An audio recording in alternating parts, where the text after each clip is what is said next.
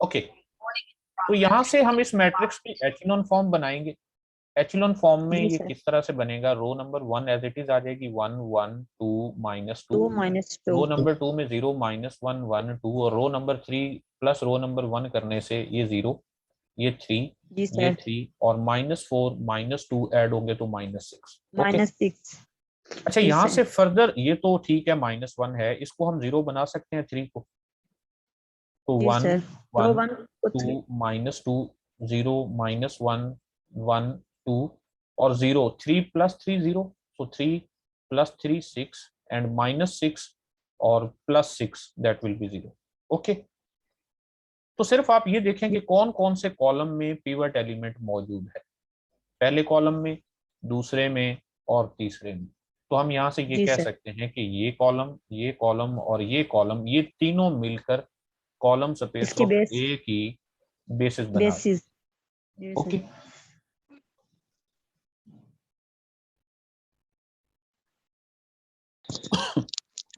Sir जी sir वैसे भी तो कॉलम जो 2 तो है ठीक और है, कॉलम मतलब 4 जिस है। पोजीशन में हम उसी पोजीशन से लिखेंगे, लेकिन हमारे पास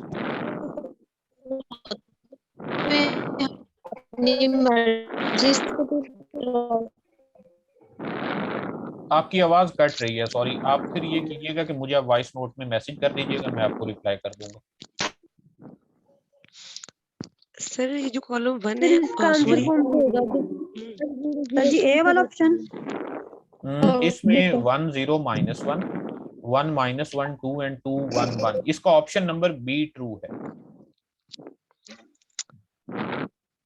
ओके, इसमें ये जो 1 कॉलम 0 तो है ही। 2 1 1 1 जी देखिए ना सर, बी फर्स्ट वाला वन क्यों करेक्ट है। ट्रू नहीं है, ये देखें जरा, एक मिनट। फर्स्ट वन में कौन कौन से एलिमेंट्स हैं? कॉलम नंबर 1 है, कॉलम नंबर 4 है, लेकिन 4 तो हमारे पास नहीं है, तो जी इसलिए सर, ए 4 ऑप्शन अंदर आ ट्रू गया। नहीं है। जी सर। सर ये बी जो वाला कॉलम नंबर करेक्ट। 2 है और कॉलम नंबर 4 है, ये वैसे भी तो दूसरे का स्केलर मल्टीपल है। कॉलम नंबर, हेलो, कौन सर सा? 2 और 4 कह रही थी वो। 2 और 4 को आप चेक कर लें कि क्या ये दोनों एक दूसरे के मल्टीपल हैं या नहीं है। तो ये हैं सर हैं ये। या नहीं है? ये नहीं है। अच्छा, कॉलम 2 और कॉलम 4, ठीक है, कॉलम 2 और कॉलम 4 आपस में मल्टीपल हैं, कॉलम 3 और 4 नहीं है। ये यहां से भी हमें पता चल रहा है। ओके, कॉलम नंबर, ये जो ऑप्शन नंबर सी है ये क्यों नहीं है भला? क्योंकि इसमें भी कॉलम नंबर 4 की बात की गई है, इसलिए ये भी राइट ऑप्शन नहीं है। और डी तो हो ही नहीं सकता ना, क्योंकि इसमें तो 4 एलिमेंट्स। जी सर, बी वाला correct. Okay, I think no it's clear, हमें आगे चलना यस। चाहिए।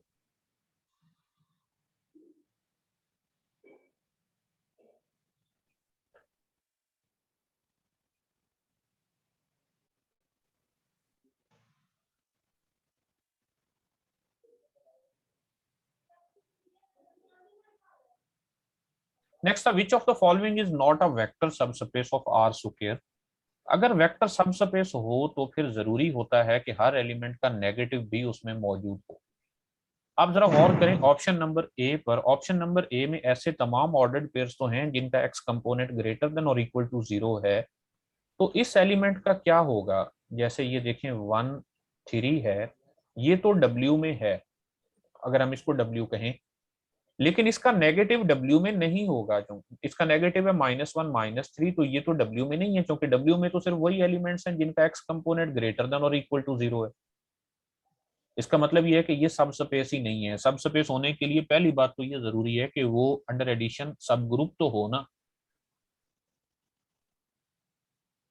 तो इसलिए इस एलिमेंट का नेगेटिव इसमें मौजूद ना होने की वजह से ये वेक्टर सब स्पेस नहीं है। अच्छा, बाकी देखिए x इक्वल टू 0 है, इसका मतलब ये है कि ये y एक्सिस है। इस ऑप्शन को आप चेक करें तो इसमें ये बात की गई है कि दिस इज y एक्सिस, जिसका x जी एक्स कंपोनेंट 0 होता है, तो ये ओरिजिन से पास होने वाली एक स्ट्रेट लाइन है, so that's why it's true.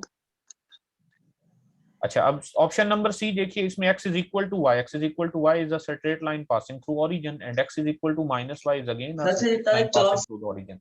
तो इसलिए ये ऑप्शन बी, ऑप्शन सी और ऑप्शन डी ये तीनों वेक्टर सब स्पेसेस हैं, लेकिन ए नहीं। वैसे पहला ऑप्शन है ना सर? ऑप्शन ए इसका राइट ऑप्शन है, क्योंकि पूछा गया is not a vector subspace. जी सर।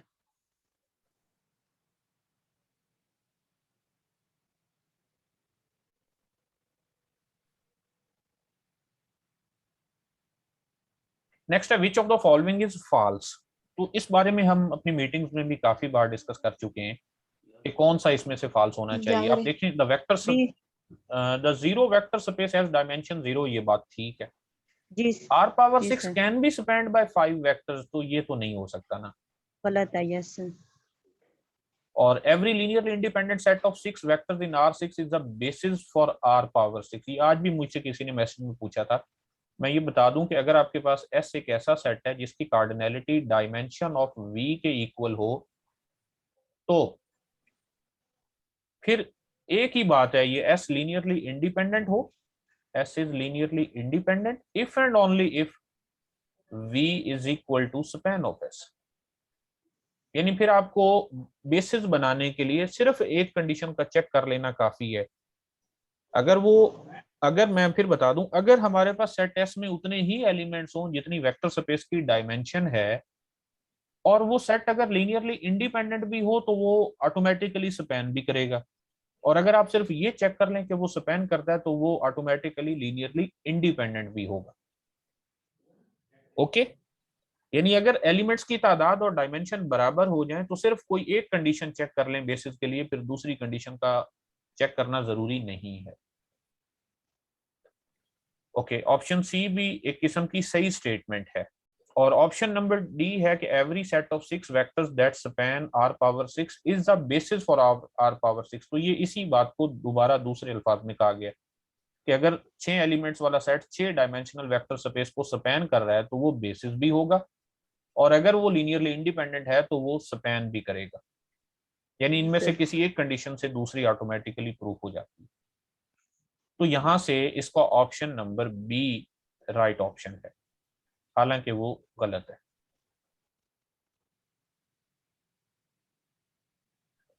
ओके, नेक्स्ट है consider the functions f1 f2 f3 if set s छोड़े जी if set S contains f1 f2 f3 which of the following is true? f3 is linear combination of f1 and f2। Number 2 है b span of S is equal to p2। Number C है C is linearly independent, और D है S is a basis for p2। तो इसको जरा discuss करते हैं कि ये कैसे है। देखिए, हमारे पास जो 3 फंक्शंस दिए गए हैं f1 f2 f3, ये कहां से लिए गए हैं? पहले तो आप ये बताएं ना सर P2 से। ये P2 से लिए गए हैं, P2 ऑफ X से। और P2 की डायमेंशन कितनी है सर 3 है। ओके, अब इसकी डायमेंशन हमें पता है कि 3 है, और हमारे पास अब कितने हमने एलिमेंट्स ले रखे हैं? 3। तो हम इसको चेक करते हैं कि क्या ये लीनियरली इंडिपेंडेंट है, और अगर ये लीनियरली इंडिपेंडेंट होंगे तो स्पैन भी करेंगे, क्योंकि इनकी तादाद डायमेंशन के बराबर है। ओके, तो ये ऑप्शन तो नहीं हो सकता ना, क्या ख्याल है? और ये ऑप्शन भी नहीं हो सकता, अकेला तो नहीं ना इनमें से कोई सही हो सकता। अगर स्पैन है तो फिर लीनियरली इंडिपेंडेंट भी होना चाहिए, और अगर लीनियरली इंडिपेंडेंट होगा तो स्पैन भी करेगा, क्योंकि उसके एलिमेंट्स की तादाद डायमेंशन के बराबर है। ओके, लेकिन सर ऑप्शन बी में आपने ये भी तो लिखा हुआ है कि span S is equal to P2, तो मतलब तो उसकी डायमेंशन उसके इक्वल है ना। देखें ना, अगर वो मुकम्मल P2 को स्पैन करेगा तो फिर ऑप्शन सी भी सही होगा। यही बात तो मैं बताने की कोशिश कर रहा हूं, क्योंकि डिस्कस की है। जी तो उसमें मतलब सर हम यही कह रहे थे कि अगर वो स्पैन भी कर रहा है और उसकी डायमेंशन इक्वल है, तो इसका मतलब है वो लीनियरली इंडिपेंडेंट भी है। जी बिल्कुल। तो सर ये ऑप्शन बी ये भी हो सकता है कि नहीं? बी हो सकता है, लेकिन अगर बी होगा तो फिर सी भी होना चाहिए। ये मैं ये कहना चाह रहा हूँ कि ये दोनों बेसिकली एक ही बात को दो मुख्तलिफ तरह से लिखा गया है। तो ये दो ऑप्शन तो हमने टिक नहीं करने, हमने एक करना है। तो अगर बी सही होगा तो फिर सी भी सही होगा, और अगर सी सही होगा तो फिर बी भी सही होगा। इसलिए हम इन दोनों में से किसी एक को एट अ टाइम नहीं चुन सकते। ओके जी सर। अच्छा, अब देखना ये है कि क्या F3 is a linear combination of F1 and F2। आप ये चेक कर लें कि ये बात गलत है तो फिर ये डी सही होगा, या फिर आप इसको वैसे चेक कर लें कि क्या ये लीनियरली इंडिपेंडेंट है। दो सर तरीके हैं जी। एक मिनट, मुझे ये मुकम्मल करने दें। हम इसे दो तरह से चेक कर सकते हैं कि ये लीनियरली इंडिपेंडेंट है या नहीं है। एक ये है कि हम इसे इसका लीनियर कॉम्बिनेशन लें alpha F1 plus beta F2 plus gamma F3 और इसे 0 के इक्वल रखें।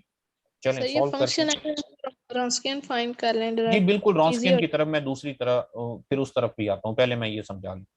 So alpha F1 will be 2 alpha minus alpha x plus beta F2 will be beta plus beta x square and plus gamma F3 will be gamma x plus gamma x square that is equal to 0। तो यहां से हमें इसको यूं भी तो लिख सकते हैं 0 plus 0x plus 0x square। तो कांस्टेंट टर्म्स को कंपेयर करेंगे, 2 alpha plus beta will be equal to 0। Okay अच्छा जी, नेक्स्ट है x वाली टर्म्स को कंपेयर करेंगे तो minus alpha plus gamma that is equal to 0, और एक्स स्क्वायर के कोएफिशिएंट्स को कंपेयर करेंगे तो beta plus gamma that is equal to 0। Okay, अब ये हमारे पास एक सिस्टम है। इस सिस्टम को हमने सॉल्व करके अगर हमें अल्फा बीटा और गैमा की सिर्फ और सिर्फ यूनिक वैल्यू ही मिले, यानी 0 0 0 ही मिले, तो हम ये कह सकेंगे कि इसका सिर्फ ट्रिवियल सॉल्यूशन ही है। और अगर ट्रिवियल होगा तो फिर ये लीनियरली इंडिपेंडेंट होंगे। ओके चलें हम जी सर, इसको ये ना, जरा दोबारा बता दें सर इसी की बात मैं को ये कह रहा हूं कि ये हमारे काइंडली पास एक होमोजीनियस सिस्टम बना है। इस होमोजीनियस सिस्टम को सॉल्व करते हुए अगर अल्फा बीटा और गैमा की यूनिक वैल्यू यानी 0 0 0 ही मिले, तो फिर इसके अकॉर्डिंग हम कह सकेंगे कि अल्फा 0 है, बीटा 0 और गैमा 0 है। इसका मतलब ये होगा कि F1 F2 F3 linearly independent है। जी जी सर बिल्कुल। अच्छा, इस सिस्टम को थोड़ा सा हम सिंप्लीफाई कर लेते हैं। अच्छा, इसका मैं मैट्रिक्स फॉर्म में लिखूं तो ये होगा 2, बीटा का कोएफिशिएंट 1 और गैमा का कोएफिशिएंट 0। यहाँ अल्फा का कोएफिशिएंट -1, बीटा का कोएफिशिएंट 0 और गैमा का कोएफिशिएंट 1। इसी तरह अल्फा कोएफिशिएंट 0, बीटा कोएफिशिएंट 1 और गैमा कोएफिशिएंट 1, और दूसरी साइड पर 0 0 0। तो हम इसे लिख सकते हैं कि this is row equivalent to 2 1 0 0 -1, या फिर इसको थोड़ा सा रीअरेंज कर लेते हैं, -1 0 1 and 0। 2 minus 2 will be 0, 1 minus 0 will be 1 and 0 minus 1 will be -1 and 0, और लास्ट में है 0 1 1 and 0। ठीक है, अच्छा इसको फर्दर सॉल्व करें तो -1 0 1 0 0 1 -1 0, और दूसरी नीचे जो है रो 3 माइनस रो 2 करेंगे तो 0 1 + 1 2 दैट इज 0। तो आप देख सकते हैं कि यहां से 2 gamma is equal to 0, it means that gamma is equal to 0। अच्छा, इस इक्वेशन की तरफ आए तो beta minus gamma is equal to 0, it means that beta is equal to 0। और अगर पहली इक्वेशन की तरफ जाएं तो minus alpha plus gamma is equal to 0, it means that alpha is equal to 0। तो यहाँ से अल्फा बीटा गैमा 0 मिल गए। इसका मतलब ये है कि ये जो सेट है ये लीनियरली इंडिपेंडेंट है, और चूंकि इसमें सिर्फ 3 ही एलिमेंट है और डायमेंशन भी 3 है, तो इसलिए ये बेसिस है। तो राइट ऑप्शन सर ये इक्वेशंस को आपस में सॉल्व करके भी तो हम फाइंड कर सकते हैं अल्फा बीटा गैमा। कौन सी इक्वेशंस को सॉल्व करके? ये तीनों जो इक्वेशंस हैं जो आपने यहाँ बनाई तो हैं, देखें ये लकीली ऐसी इक्वेशंस बनी है जिनको आप बड़ी आसानी से सॉल्व कर सकती हैं। जी सर। लेकिन ऐसा नहीं भी तो हो सकता। ओके, तो हम तो जनरल जैसे सिस्टम को सॉल्व करना जानते हैं, हमने उस तरह से किया। ओके सर यहाँ पर अगर होमोजीनियस सर सिस्टम जी में ये है तो तो डिटरमिनेंट है ना। डिटर्मिनेंट फाइंड करके तो हम इसका यूनिक सॉल्यूशन और बिल्कुल इनफाइनाइट में ठीक है, अगर डिटर्मिनेंट फुल होगा तो फिर यूनिक सॉल्यूशन होगा, और यूनिक भी ट्रिवियल ही होगा। देखे ना, लीनियर अलजेब्रा की खूबसूरती यही है कि आपको एक क्वेश्चन सॉल्व करने के कई सारे मेथड्स मालूम होते हैं। जी। आप उस तरह से भी तो कर सर सकते हैं, मतलब और एक तरीका रॉन्स्कियन है, आप रॉन्स्कियन की मदद से भी कर सकते हैं। आप अगर ये डिटर्मिनेंट लें, देखें रॉन्स्कियन जी क्या है कि F1 F2 F3, second row में F1 derivative, F2 derivative, F3 derivative, और थर्ड रो में F1 double derivative, F2 double derivative और F3 डबल डेरिवेटिव आप लेंगे, और ये भी जीरो नहीं होगा। तो इसका मतलब ये है कि ये लीनियरली इंडिपेंडेंट है। बल्कि मैंने ये कैलकुलेट किया था, ये इक्वल होता है -2, तो that is not equal to 0। Sir जी फिर ये ए वाला ऑप्शन क्या मतलब समझ F3 नहीं इज अ आया। Linear combination of F1 and F2। क्या ऐसा हो सकता है? अगर तीन लीनियरली इंडिपेंडेंट हो तो उनमें से कोई भी दूसरे का लीनियर कॉम्बिनेशन नहीं होता।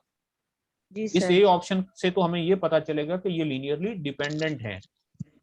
जी सर। याद रहे, लीनियर किसी इंडिपेंडेंट। सेट में अगर एलिमेंट्स लीनियरली डिपेंडेंट हो तो उनमें से किसी एक को भी बाकियों के लीनियर कॉम्बिनेशन में लिखा जा सकता है। जी सर।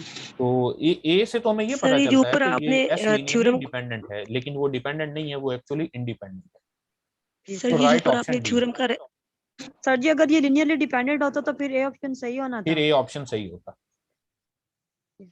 सर वो डिटरमिनेंट सर, वाला रिजल्ट तो एक बार रिवाइज करवा दे। मैं डिटरमिनेंट जीरो सर होगा ये तो जो होगा। एक मिनट की, अगर डिटर्मिनेंट नॉन वाला जीरो ये होगा जो रॉन्स्कियन वाला मेथड है, या ये दूसरा डिटर्मिनेंट आप पूछ रही हैं? सर होमोजीनियस क्राइटेरिया नहीं है सर, जो वो जिसमें डिटरमिनेंट हम ले वो नॉन जीरो आए और जीरो आए, तो सर वहां से यूनिक और ट्रिवियल सॉल्यूशंस और नॉन ट्रिवियल सॉल्यूशंस का पता चलता है जो। Okay okay. सर ये जो ऊपर आपने थ्योरम वाली बात की है अभी, तो सर इसमें जितने फंक्शन होंगे उतने टाइम डेरिवेटिव लेंगे। जी बिल्कुल, ओके। क्योंकि सर हमें जी स्क्वायर एक बनाना है ना। क्वेश्चन है। एक मिनट जी सर रफीक साहब, मैं जैसे आपकी तरफ आता हूँ, एक मिनट। मैं पहले जी जी सर। इनको वो होमोजीनियस और नॉन होमोजीनियस वाला बता दूं। देखें, अगर हमारे पास एक होमोजीनियस सिस्टम हो ax इज इक्वल टू 0, तो ये हमेशा जी कंसिस्टेंट होता है, इसका हमेशा जी सॉल्यूशन होता है। अब ये जी अलग बात है कि यूनिक कब होता है और इनफिनिट कब होते हैं। जी अगर हमारे पास ए एक स्क्वायर मैट्रिक्स हो, n क्रॉस n का हो, तो फिर तो बहुत ही आसान काम है। अगर इनवर्स एग्जिस्ट करता हो, इफ ए इनवर्स एग्जिस्ट, तो इसका मतलब यह है कि हम दोनों साइडों पर ए इनवर्स को ऑपरेट कर सकते हैं। ओके, अब A G inverse sir X तो आइडेंटिटी है, so that will be X, X G will sir. Be 0। जी इसका मतलब ये हुआ कि इस सिस्टम का एक ही सॉल्यूशन है, और वो क्या है? 0 0 0। 0 0 0, ट्रिवियल सॉल्यूशन। और अगर इनवर्स एग्जिस्ट नहीं करेगा, if G G A inverse does not exist, then there will be infinitely many answers, infinitely many solutions. Okay okay sir okay. Okay जी रफीक साहब। जी सर। सर अब जैसे ये P2 है, इसकी डायमेंशन हमारे पास 3 है, जी और इसी तरह से सर जो सेट S है उसकी डायमेंशन भी 3 है। जी, तो सर अगर सेट S की डायमेंशन 2 होती तो क्या वो लीनियरली इंडिपेंडेंट मतलब हो सकता है वो सर? हो सकता है। अगर उसकी S की मतलब डायमेंशन 4 होगी तो डायमेंशन वो नहीं, फिर एस की आप डिपेंडेंट डायमेंशन ना होगा। कहें, एस की कार्डिनैलिटी कहें। जी जी सर। तो वो लीनियरली डिपेंडेंट होगा फिर, ऐसे सर? नहीं नहीं, ये एक रिजल्ट अगर हमने दिया था इसमें एक मीटिंग में कि अगर हमारे जी पास एक सर। सेट एस ऐसा हो, अगर एस लीनियरली इंडिपेंडेंट है, तो एस की कार्डिनैलिटी लेस देन और equal to dimension of V होती है। और अगर एस स्पैन करे पूरी वेक्टर स्पेस को, तो फिर एस की कार्डिनैलिटी जो है वो ग्रेटर देन और equal to dimension of N V होती है। आप इसको यूज करते हुए इसको समझने की कोशिश करें। जी सर।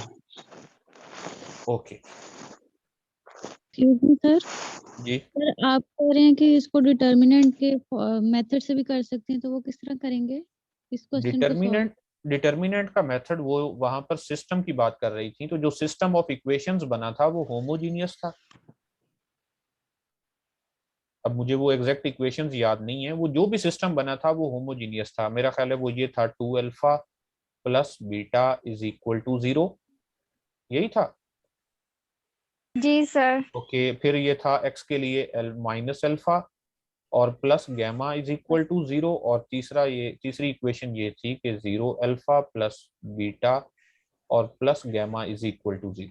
तो ये एक होमोजीनियस सिस्टम है। इसका जो कोएफिशिएंट मैट्रिक्स है उसका डिटर्मिनेंट इवेलुएट कर लेते हैं। 2 -1 0 1 0 1 एंड 0 1 1। इसका डिटर्मिनेंट किसके इक्वल होगा? 2 इंटू 0 -1 -1 इंटू -1, ओके, तो that will be -2 plus 1 which is equal to -1।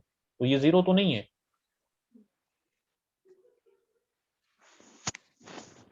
इसका मतलब ये है कि यूनिक सॉल्यूशन है, और यूनिक सॉल्यूशन होने का मतलब ये है कि अल्फा बीटा गैमा तीनों 0 हैं, और अगर वो 0 है तो इसका मतलब वो लीनियरली इंडिपेंडेंट है और स्पैन भी करता है, इसलिए basic. Okay sir, thank you. Which of the following set is linearly independent in R square?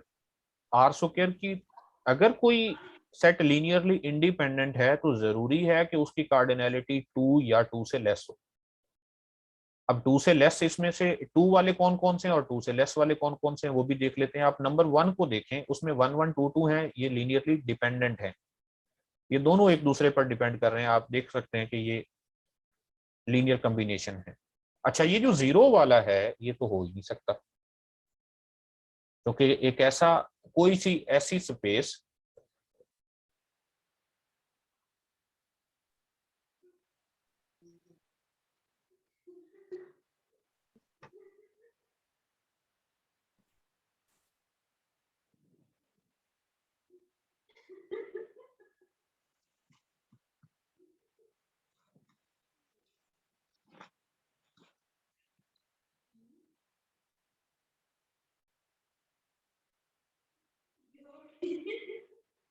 Okay, तो हम ये बात कर रहे हैं कि विच of the following set is linearly independent in are square.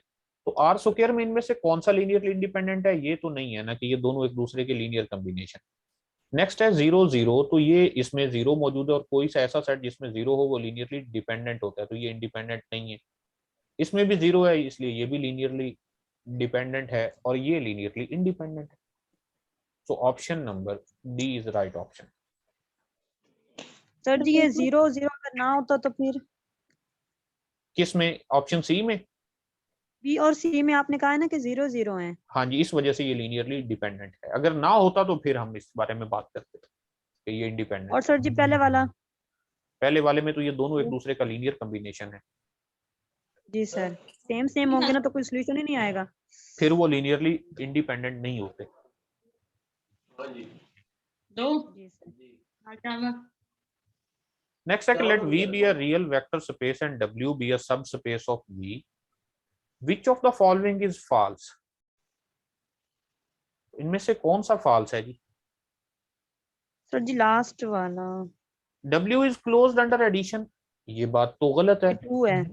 अगर एक W वेक्टर सबस्पेस है तो ये अंडर एडिशन क्लोज होता है। W is closed under scalar multiplication, तो डेफिनेटली उसमें स्केलर मल्टीप्लिकेशन भी होनी चाहिए, और चूंकि वो अंडर एडिशन एक अबेलियन सब ग्रुप है उसमें 0 भी होना चाहिए, तो राइट ऑप्शन डी है। जी सर।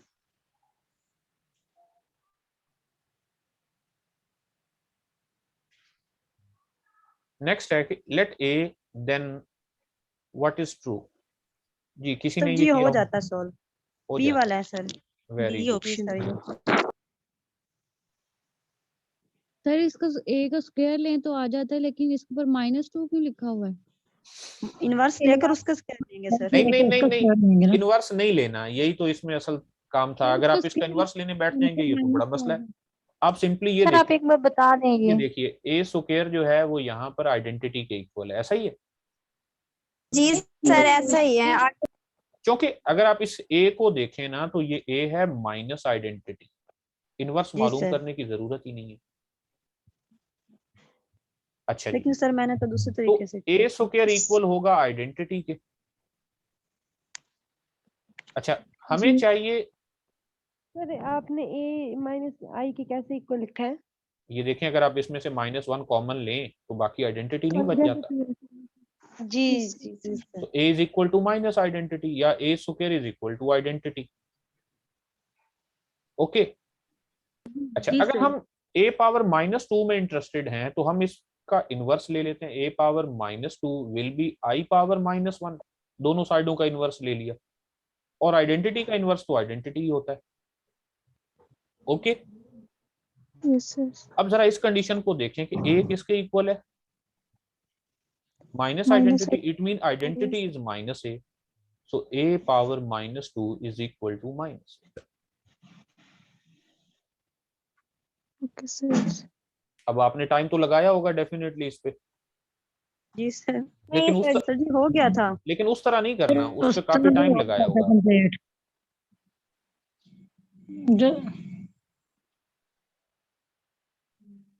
नेक्स्ट ये है कि इसमें एडिटिव आइडेंटिटी की बात की गई है कि कौन सा एलिमेंट इसकी एडिटिव आइडेंटिटी है। कितने रह गए हैं वैसे ये? सर ये 15 नंबर है। देखें, इसमें से आइडेंटिटी हमने चेक करनी है, इसका मतलब ये है कि ये एडिटिव आइडेंटिटी यहाँ पर चेक करनी है। तो आप एक तरीकाकार तो ये है कि यहाँ से आइडेंटिटी फाइंड करें, और दूसरा तरीकाकार ये है कि इनमें से 1 बाय 1 चेक कर लें। अब आइडेंटिटी वो वाला एलिमेंट है कि u plus e should be equal to u. Okay, अगर इस ऑपरेशन के तहत देखा जाए तो u plus e should be equal to 2u e and that should be equal to u। अब u क्या है? u एक पॉजिटिव रियल नंबर है, इसका मतलब हम इसको कैंसिल कर सकते हैं, सो e should be 1/2। Yes sir.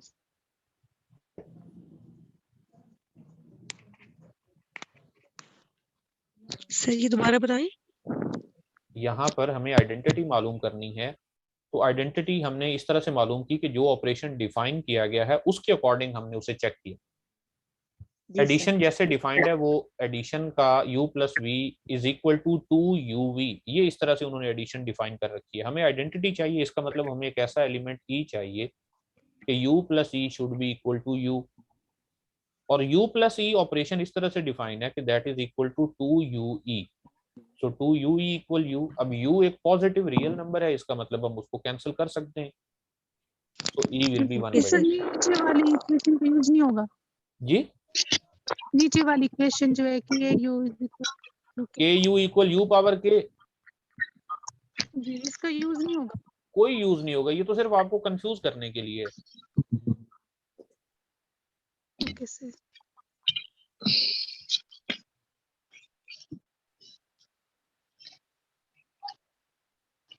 Okay, next ये which of the following is false. अगर ये बेसिस है तो इसका मतलब ये है कि ये लीनियरली इंडिपेंडेंट है, सो ए ऑप्शन तो ट्रू है।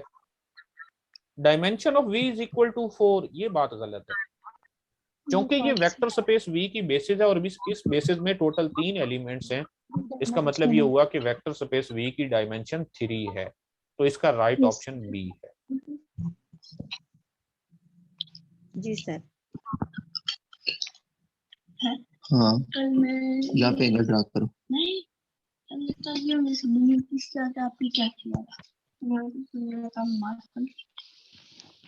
नमाज नहीं पढ़ी। Okay, which of the following is true. Dimension of m3 cross 3 is equal to 6, ये लास्ट मीटिंग में हमने डिस्कस भी किया था कि इसकी डायमेंशन 9 होती है, सर डी ऑप्शन ठीक है इसका। तो ये 2 गलत है। क्रॉस 4। ऑप्शन नंबर बी भी गलत है। डायमेंशन ऑफ p4 5 होती है, डायमेंशन ऑफ r पावर 4 होती है, और डायमेंशन ऑफ m2 4 ये सही है, सो इसका राइट ऑप्शन डी होगा।